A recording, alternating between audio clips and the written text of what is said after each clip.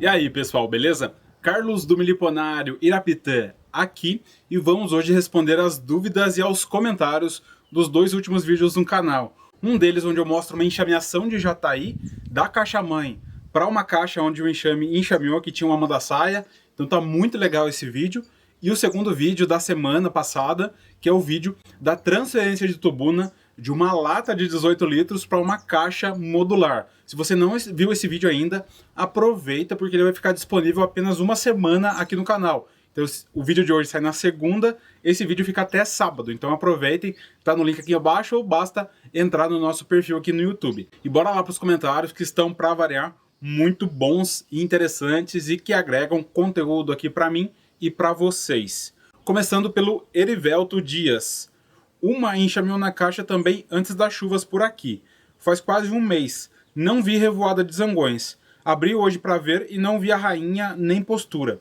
Acho que o tempo prejudicou. Então o Erivelto comentando que uma jataí dele também enxameou para uma caixa. E é assim mesmo, pessoal. A minha foi muito rápida.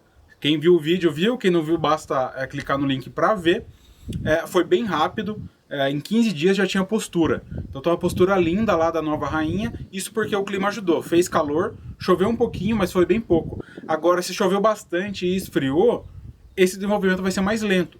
Então por isso, na retirada do enxame do ninho isca ou na transferência da caixa, tem que avaliar enxame por enxame, situação por situação, considerando o clima e os dias de chuva ou de tempo frio.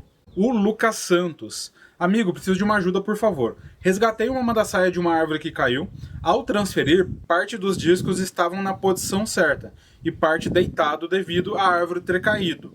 Acho que coloquei esses invertidos, ou seja, os discos que já estavam na posição certa irão nascer, os que estavam invertidos não nascerão.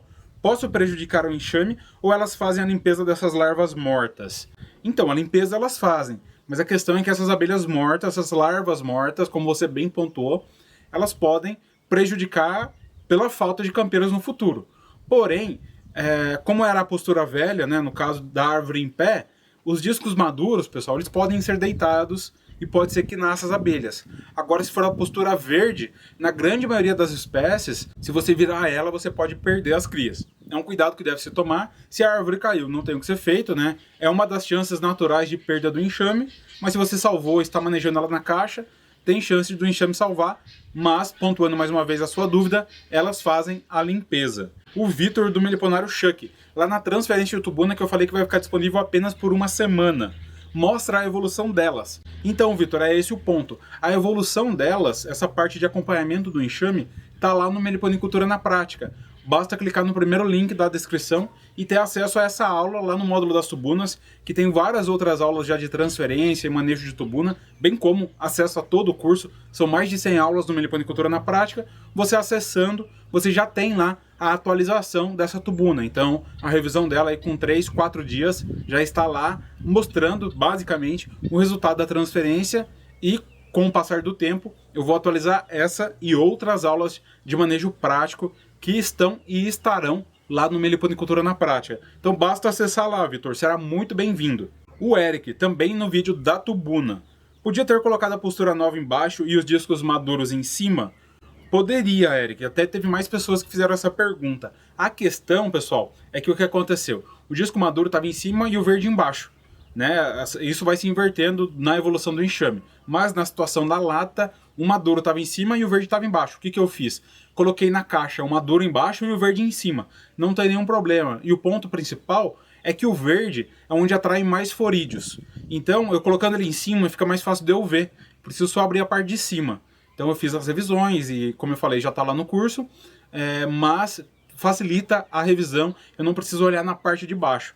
Não tem nenhum problema você inverter essa situação, só precisa manter as células de cria, os discos na posição correta, na posição que já estava na isca. O Anderson José Moreira. Boa noite, Carlos, tudo bem? Tudo certo. Para transportar a isca enxameada até o local definitivo, devo tampar a entrada da isca PET? Com toda certeza, meu amigo, senão você vai perder campeiras pelo ambiente. E não é isso que a gente quer, né? Então tem que tampar com uma telinha, você vem e tampa, ou uma tampinha de garrafa PET, furada com furinhos menores, tampa porque não pode sair abelha. Se você transportou, pegou à noite e levou no local na mesma noite, não precisa fechar, né? É só você tampar a cera ali no caso da jataí. Se for uma manda-saia, uma tubuna, é importante fechar com tela, porque qualquer luz as abelhas saem, então ninguém quer perder campeiras que são muito importantes para o desenvolvimento do enxame, ainda mais numa isca. O Carlos Franco, meu xará. Bela transferência, Carlos, apesar da dificuldade de abrir uma isca de lata. Pois é, foi bem difícil. Adquiri minha primeira tubuna e percebi que elas estão perturbando uma iraí que está a 1 metro ao lado. Isso é normal? Elas se acostumam ou ter que colocar mais longe? Então, no caso da tubuna e iraí, eu tenho enxames bem perto um do outro, já tive iraí em cima da tubuna e foi tranquilo. Resta esperar um pouco, se não tá a abelha brigando, se embolando, aguarda mais um pouco. Se ela continuar isso, é melhor separar, porque senão uma não vai deixar a outra trabalhar. É esse o ponto principalmente das manda-saias.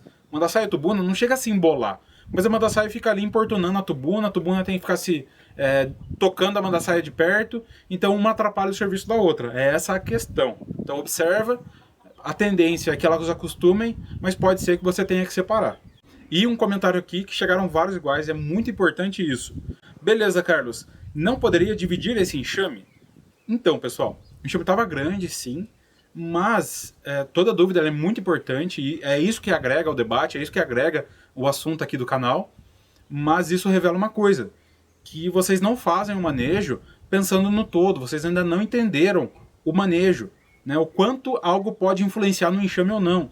Uma transferência de caixa, uma transferência de isca, uma divisão, uma troca de caixa, uma caixa que caiu, um resgate de um toco, de um muro, isso é algo que causa um estresse no enxame. Ele pode ficar suscetível a forídeo, a formiga, a predação por arapuá, por ápice, vazamel e várias outras situações, principalmente o forídeo, que a gente quer o máximo de campeiras possíveis para cuidar disso. E agora eu vou e penso numa divisão. Pessoal, raciocinem. Número de campeiras, reserva de alimento, clima, temperatura, vento, a presença de outros predadores. Tem época que tem mais forídeo, época que não tem. Agora a gente está na primavera, já aumenta bastante o número de forídeos e não é nem um pouco prudente eu realizar uma divisão junto com uma transferência de um ninho isca que foi tão difícil como aquele. Então, raciocinem no geral para tomar suas decisões. Quando você vai pensar em dividir um enxame que está recém-transferido, com toda aquela dificuldade que eu tive, por mais que ele seja populoso, é uma decisão muito imprudente que poderia levar à perda tanto do enxame matriz quanto do enxame filho. Então, pensem no geral, não realizem 2 manejos ao mesmo tempo. Troca de caixa é troca de caixa, não tem divisão. Transferência é transferência, não tem divisão. Resgate é resgate, não tem divisão. A não ser que seja algo muito absurdo. Um resgate de um toco que foi cortado ao meio e ficou 2 pedaços. Você fecha o de cima, fecha o de baixo, beleza. Talvez possa ser. Mas no geral não tem divisão associada à transferência, resgate ou qualquer outro manejo, tá? Pensem na recuperação do enxame. Vocês querem, eu quero, o enxame precisa do máximo número de campeiras possíveis. O Carlos Magno, mais um xará meu aqui comentando. Xará, é muita coragem fazer essa transferência sem luvas. Muito top esse vídeo. Então, o enxame estava bem populoso, um tanto quanto defensivo, mas a luva a gente perde a sensibilidade. Eu esmagaria muito a abelha se eu tivesse de luva. E a mordida, a mordida da tubuna, ela não é tão forte. Se fosse uma arapuá, uma guaxupé, uma sanharó, daí eu utilizaria luvas. Uma tataíra tem que usar luvas. Mas no caso da tubuna, não precisa, pessoal. Você tem que vedar muito bem. Aquele macacão meu era o primeiro uso, macacão novo. Mas ainda assim, não fechava muito bem na manga. O que eu fiz? Passei uma fita branca para não entrar abelha. E a partir daí, eu fico seguro e elas também não morrem esmagadas no meu pulso. Mas realizar sem luva, eu recomendo e é bem tranquilo. O Davidson Danilo. O problema da caixa Aeretama é o preço. Pois é, a caixa que eu tentei utilizar naquele manejo e já utilizei em outro, ela é uma caixa de plástico com fibra de coco e o preço dela é um tanto quanto salgado porque o pessoal está no começo ainda. O molde para fazer essa caixa ele é muito caro. Com a medida que for comercializando caixas, a tendência é que ela fique mais barata. Né? Eu não estou ganhando nada para falar isso, espero que eu ganhe algum dia, mas porque parece ser uma caixa muito boa, ainda estou fazendo meus testes, mas a questão do plástico é que ele vai durar para sempre. Não vai dar forídeo, eu derrubei ela algumas vezes, mas não quebra, não trinca, então tem um custo, mas o benefício é bem relativo e a tendência é que ela vai ficando mais barata conforme a produção for aumentando. O Rodrigo Santos, em uma enxameação recente de 15 dias, já há presença de rainha na isca, porque dizem que ela chega em torno de 30 a 45 dias. Se alguém puder me responder, agradeço. Então, Rodrigo, depende. Pode ter com 15, pode ter com 30, pode chegar em 45, pode chegar em 60 dias. Eu recomendo no máximo 90, porque depois disso, a chance é que chegue um outro enxame. Mas o primeiro que estava chegando já abortou a enxameação, já não foi para frente.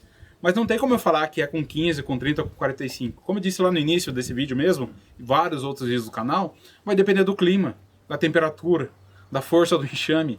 Então quem faz alguma afirmação, ou quer ser muito simples na explicação, ou realmente falta muito conhecimento para essa pessoa. Não tem como a gente cravar datas para processos que dependem de vários fatores. Então, no meu caso, com 15 dias de enxameação, já tinha postura, em outros casos vai demorar 60. Resta, mais uma vez, o meliponicultor observar e aprender a observar o enxame. Isso, essa experiência, você só vai conseguir manejando vários e vários enxames por bastante tempo. No mais é isso, pessoal, ficamos por aqui. Se você gostou desse vídeo, não deixe de deixar o gostei, comentar aqui embaixo, ativar o sininho para receber as notificações e não deixe de se inscrever no canal. Aproveita também e conheça o Meliponicultura na Prática, meu curso online de meliponicultura. Um abraço e até o próximo vídeo.